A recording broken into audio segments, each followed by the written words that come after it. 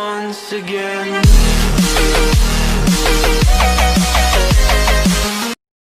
Hi hello friends, நான் உங்களில் ஒருவன் கேபி. இன்றைக்கி நம்ம நல்லா சமைச்சு சாப்பிட்லாம் வாங்க செக்மெண்ட்டில் பார்க்க போகிறது ஒரு இனிப்பு வகையை சேர்ந்த ஸ்நாக்ஸ் தாங்க.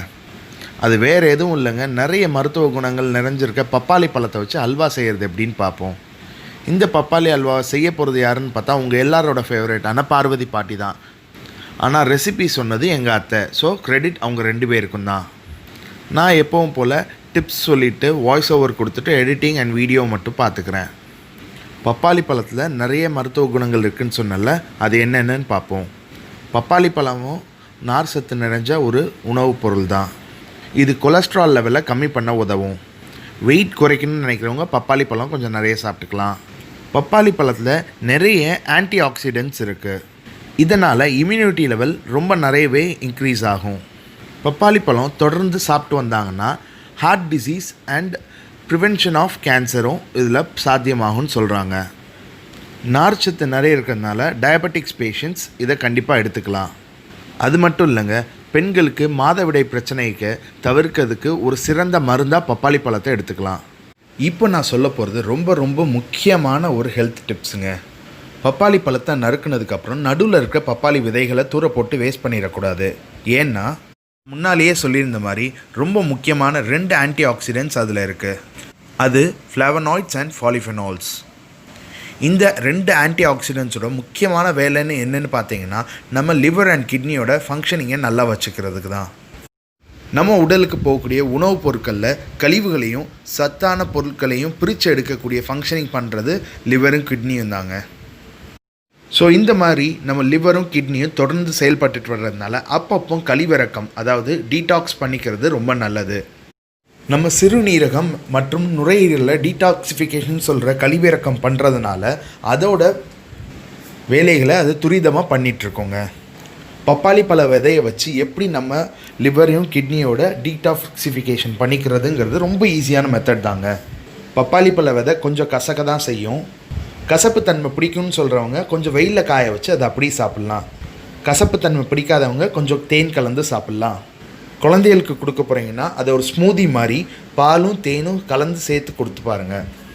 பப்பாளி பழ விதையில் இருக்கிற flavonoids and polyphenols cancer fighting ஏஜென்ட்ஸுங்கிறத மறந்துடாதீங்க. இவ்வளோ மருத்துவ குணங்கள் இருந்தும் பப்பாளி பழத்தை ஒரு சிலர் தான் எடுத்துக்கிறாங்க. நிறைய பேர் அவாய்ட் பண்ணுறதுக்கு காரணம் என்னென்னா, பப்பாளி பழம் ரொம்ப ஸ்வீட்டாக இருக்காது. அதனால தான் இன்றைக்கி நம்ம குழந்தைகள் முதல் பெரியவர்கள் வரை விரும்பி சாப்பிட்ற மாதிரி பப்பாளி பழத்தை வச்சு அல்வா செய்கிறது எப்படின்னு பார்க்க போகிறோம். பப்பாளி அல்வா செய்ய தேவையான பொருட்கள்: பப்பாளி 1, பால் 2 கப், நாட்டு சர்க்கரை அல்லது சர்க்கரை 2 கப், முந்திரி பருப்பு 10, ஏலக்காய் தூள் 2 சிட்டிகை, நெய் தேவைக்கேற்ப. பப்பாளி பழம் நிறைய சாப்பிட்டா உடம்புக்கு சூடுன்னு சொல்லுவாங்க. அதுக்காக இவ்வளோ மருத்துவ குணங்களோடு இருக்கிற பப்பாளி பழத்தை நம்ம சாப்பிடாமல் இருக்கக்கூடாதுங்க. கம்மியாக சாப்பிட்டுக்கலாம். அண்ட் ஆல்சோ அந்த சூட்டை தணிக்கிறதுக்கு 1 டம்ளர் பால் குடிச்சுக்கலாம். பப்பாளி பழத்தை சின்ன சின்ன துண்டுகளாக நறுக்கி வச்சுக்கோங்க. அதை ஒரு மிக்சி ஜாரில் போட்டு 2 பல்ஸ் கொடுத்து கிரைண்ட் பண்ணி எடுத்துக்கோங்க. இப்போ ஸ்டவ்வில் ஒரு நான்ஸ்டிக் பேனை வச்சு 2 ஸ்பூன் அளவுக்கு நெய் ஊற்றுங்க. நெய் உருகினதுக்கப்புறம் இந்த பப்பாளி பழத்தோட பியூரியை மிக்சி ஜார்லேருந்து அந்த நான்ஸ்டிக் பேனில் ஊற்றிடுங்க. பப்பாளி பழம் மிக்சியில் கிரைண்ட் பண்ணும்போது தண்ணி ஊற்ற தேவையில்லை. அதில் இருக்கிற அந்த தண்ணி கண்டென்ட்டே போதும். நான்ஸ்டிக் பேனில் நெய்யோடு சேர்ந்து அந்த பப்பாளி பழம் சேர்ந்து கொடுக்கட்டும். பப்பாளி பழத்தில் இருக்கிற அந்த தண்ணி கொஞ்சம் வற்றட்டும். பேனில் பப்பாளி பழம் ஒரு பேஸ்ட் பதத்துக்கு வந்ததுக்கப்புறம் நம்ம வச்சுருக்கிற 2 டம்ளர் பால் அதில் ஊற்றுங்க. பால் ஊற்றுனதுக்கப்புறம் கொஞ்சம் கிளறி கொடுத்துட்டு சிம்மரில் வைங்க.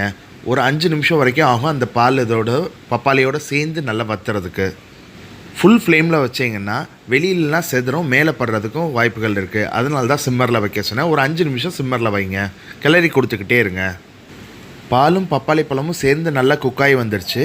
இந்த நேரத்தில் பாருங்கள், பாலோட தண்ணியோட கன்சிஸ்டன்சி எதுவுமே இல்லை. இந்த நேரத்தில் நீங்கள் சர்க்கரையை ஆட் பண்ணிக்கலாம். சர்க்கரை அளவு மட்டும் அவங்கவுங்க டேஸ்ட்டுக்கு ஏற்ப கூட குறைய அட்ஜஸ்ட் பண்ணிக்கோங்க. சர்க்கரையும் உருகி தண்ணி பாகா மாறி பப்பாளி பழத்தோடு சேர்ந்து கொதித்து வந்ததுக்கப்புறம் ஏலக்காய் தூளை சேர்த்து கிண்டி கொடுத்துக்கோங்க. அதுக்கப்புறம் நெய்யில் வறுத்து வச்சுருக்கிற முந்திரி பருப்பையும் சேர்த்து போட்டு கிளறி கொடுத்துருங்க. ஒரு 2 நிமிஷம் கழித்து ஸ்டவ்வை ஆஃப் பண்ணிடுங்க. அவ்வளோதாங்க, ரொம்ப ரொம்ப சுவையான மற்றும் சத்தான பப்பாளி அல்வா ரெடி ஆயிடுச்சு. குழந்தைகளுக்கு பப்பாளி பழத்தில் இனிப்புத்தன்மை இல்லாதனால கொஞ்சம் பிடிக்காம தான் இருக்கும். ஆனால் இப்படி செஞ்சு கொடுத்து பாருங்கள், எவ்வளோ நேரத்தில் அதை காலி பண்ணுறாங்கன்னு மட்டும் பார்ப்பீங்க. ஒரு 2 இம்பார்ட்டண்ட்டான டிப்ஸு.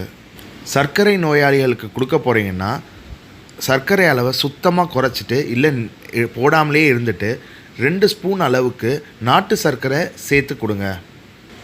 பப்பாளி ஹல்வா நல்ல இறுக்கமான கன்சிஸ்டன்சியில் வேணும்னு நினச்சிங்கன்னா 1 ஸ்பூன் அளவுக்கு அரிசி மாவு சேர்த்துக்கோங்க. அவ்வளோதாங்க, இன்றைக்கி நம்ம சமையல் செக்மெண்ட்டோட எண்டுக்கு வந்துட்டோம். 100 சப்ஸ்கிரைபர்ஸ் ரீச் ஆனதுக்கப்புறம் நம்ம சேனலில் பப்ளிஷ் ஆன பால் கஞ்சியோட டாப் 3 பெஸ்ட் கமெண்ட்ஸ் இதோ.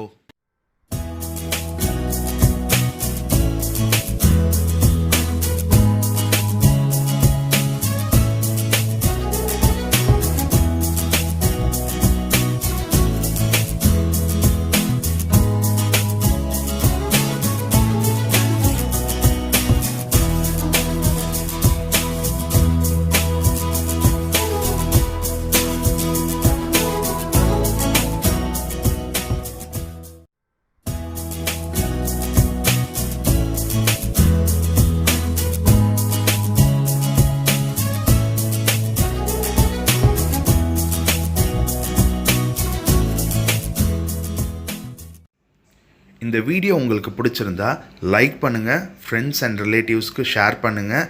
இது வரைக்கும் என் சேனலை சப்ஸ்கிரைப் பண்ணாதவங்கன்னா சப்ஸ்கிரைப் பண்ணுங்கள். மறக்காமல் பெல் ஐக்கானை ப்ரெஸ் பண்ணுங்கள். மீண்டும் ஒரு சத்தான மற்றும் சுவையான சமையல் வீடியோவில் உங்களை சந்திக்கும் வரை உங்களிடமிருந்து விடைபெறுவது உங்களில் ஒருவன் கேபி.